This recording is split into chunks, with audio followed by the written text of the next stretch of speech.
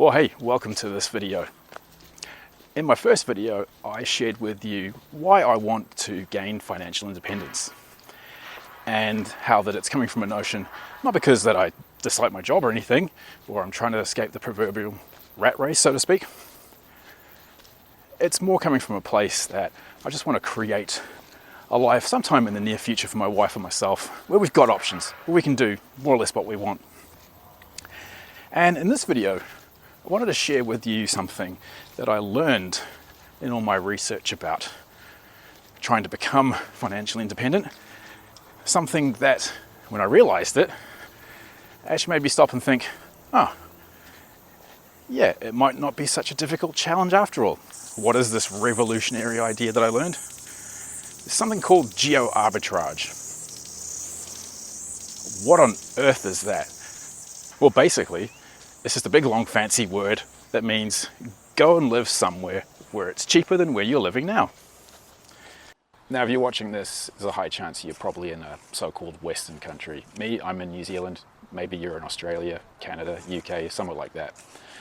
I don't need to tell you that it's very expensive to live in these places. And the thought of retiring here where I am in New Zealand is it's kind of scary. You know, the average house price is something like a million New Zealand dollars, that is, which is about, I don't know, 800,000 US dollars if you're converting it that way. And that's just for a house. You know, once you've got the house, you've still got to factor in all your other living costs, utilities, transportation, food, etc., etc. So the thought of buying a place here and then having some semblance of a retirement is kind of frightening. So let's say in order to retire comfortably in any sort of modern Western country, you'll need, let's say, at least $1 million US. Move somewhere cheaper, you may only need half of that. I'll go into numbers in more detail in a different video, but you get the drift. So when did I kind of cotton onto this geo-arbitrage concept? And why didn't I do it a lot sooner? I mean, it's hardly rocket science, is it? Go move somewhere cheaper, you'll save a lot of money.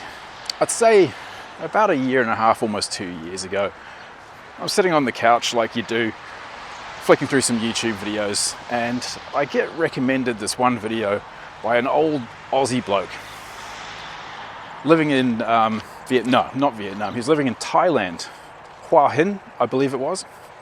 Anyway, I've been to Thailand, haven't been to Hua Hin before, looked very nice. And, you know, he's talking about all the benefits of living there as a retiree. He was he was a proper retiree, at least 65 years old. He was drawing down his pension. He started talking about the numbers as well, how much cheaper it is for him to live there, and how, as I've touched on, retiring in the quote-unquote West is a very, very expensive thing to do for many normal people. Basically, it wouldn't have been possible for him to retire back in Australia. So yeah, long story short, I find myself watching more of his videos, and before you know it, I've probably watched his whole channel, and I start getting recommended other videos of people around other Southeast Asian countries, Cambodia, Vietnam, Malaysia.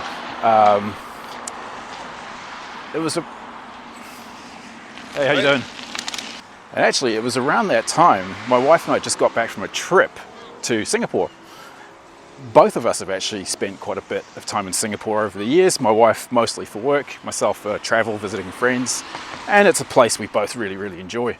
And maybe you know a thing or two about Singapore, maybe you don't. If you don't, it's a very, very expensive place to live.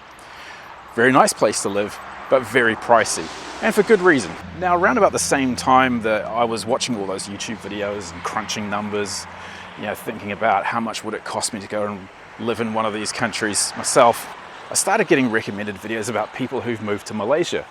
And Singapore, you know, used to be part of Malaysia, etc., etc. Very similar in a lot of ways, a lot of differences too, but a lot of similarities. Malaysia also has the added bonus of great infrastructure. It's very modern, great healthcare systems, English is widely spoken, and yeah, it's a lot cheaper than here. I'll just give you a very, very high level overview based on calculations that I've done already. You know, the total cost of living for the two of us in Malaysia would be roughly half of what we spend here in New Zealand. So yeah, that's quite an attractive prospect, isn't it? Anyway, packing up and going to live in some sunny, warm place with nice people, nice food, good health care, and it's really, really cheap. All sounds great, doesn't it? But there's going to be drawbacks to every situation, of course. One of the things you have to be really, really mindful of when you go and live overseas in a very different culture to your own is being mindful of long-term cultural awareness, cultural differences, that sort of thing. I've spent a little bit of time here and there in Southeast Asia over the years, and even for someone like myself who's lived for decades in other countries different from my own, learned the language, etc. Yeah, sometimes I've been left scratching my head at the way people behave in Southeast Asia. But hey, when it comes down to it, you're going to move to these places, you're a guest there, when in Rome, etc., etc. And then there's things that at first sound a little bit trivial. Can you handle the local food? Now, cosmopolitan places like Singapore, Malaysia, or larger cities like Bangkok and Thailand, you can get pretty much whatever you want. You might pay a little bit extra for it sometimes, but you can get it.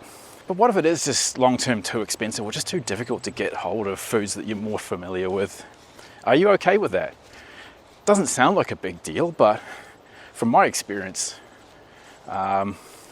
living in places like Korea and Japan long-term, yeah, things like that can stack up. Are you okay with being a foreigner, right? I can tell you after several years of living in a place like Japan, being a visible foreigner everywhere you can go can sometimes be very tiring. Ultimately, I spent almost 20 years in Japan, so I learned to roll with the punches, but yeah, that's something to consider. And then there's other drawbacks to consider as well. You know, if we do move to one of these places, we're going to be retired, we're going to be on a fixed income, and we have to deal with all the stresses that come with that. You know, market downturns, etc. How's that going to affect our income coming in from investments that month? All those sorts of things. Can we deal with the stresses of that? Now, obviously, if we have plenty of money, that stress level goes down. But it's something to consider at least. But yeah, there's a lot of drawbacks you need to consider when you're thinking about, you know, upping roots and going to live in a new country. If you think of any good ones, drop them in the comments. I'd love to talk about it. Look at this cheeky guy. A cheeky pukeko.